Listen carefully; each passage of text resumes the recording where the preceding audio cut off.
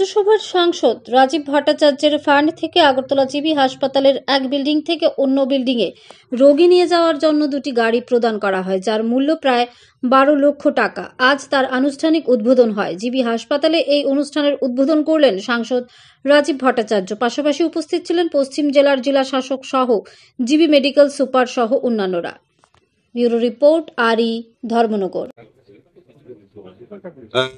আমি রাজ্যসভার সাংসদ হওয়ার পর আমার কাছে প্রথম একটা রিকুইজিশন যায় যে জিবি হসপিটালে যারা ইমার্জেন্সি ওয়ার্ড বা ইমার্জেন্সি থেকে ওয়ার্ডে বা সোনোগ্রাফি করানোর জন্য বা এক্স রে করানোর জন্য যারা পেশেন্টরা রয়েছেন, তো তারা এই গাড়িগুলির মাধ্যমে তারা সেখানে গন্তব্যস্থলে পৌঁছতে পারবে। এটা মাথায় রেখে আমাদের সুপারিনটেন্ডেন্ট সাহেব, ডাইরেক্টর সাহেব আমাকে অনুরোধ করেছিলেন এবং সেই মোতাবেক আমি তাদেরকে কমিটমেন্ট করি যে না, এই কাজে নিশ্চয়ই আমি তাদেরকে সহায়তা করব। তারপর আমার এমপিএলএড ফান্ড থেকে আমার যেহেতু নোডাল অফিসার রয়েছেন আমার ওয়েস্ট ডিস্ট্রিক্টের ডিএম সাহেব, ওনাকেও বলি, উনি তৎক্ষণাৎ এই গাড়িগুলি এমপিএলএড ফান্ড থেকে উনি সেই ব্যবস্থা করে দেন।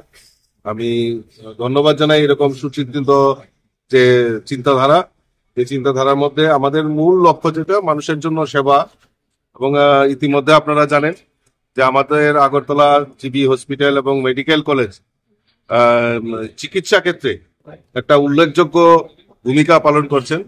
আমরা সৌভাগ্যবান যে আমরা এই রাজ্যের জিবি হাসপাতালেও আমরা এখন কিডনি ট্রান্সপ্লান্টেশন থেকে শুরু করে বিভিন্ন জটিল রোগের চিকিৎসাও আমাদের এই রাজ্যে সম্ভব হচ্ছে এবং চিকিৎসা পরিষেবা আরো উন্নত করার লক্ষ্যে আমাদের ডাইরেক্টর সাহেব, আমাদের রাজ্যের মাননীয় মুখ্যমন্ত্রী প্রত্যেকেই প্রচেষ্টা করছেন।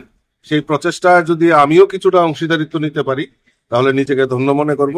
আজকে এই গাড়িগুলি প্রদানের মাধ্যমে কিছুটা হলেও মানে মানুষের যে রোগীদের যে সেবা সেটা কাজে লাগবে, সেটা আমি বিশ্বাস করছি। কত টাকা ব্যয় করা হয়?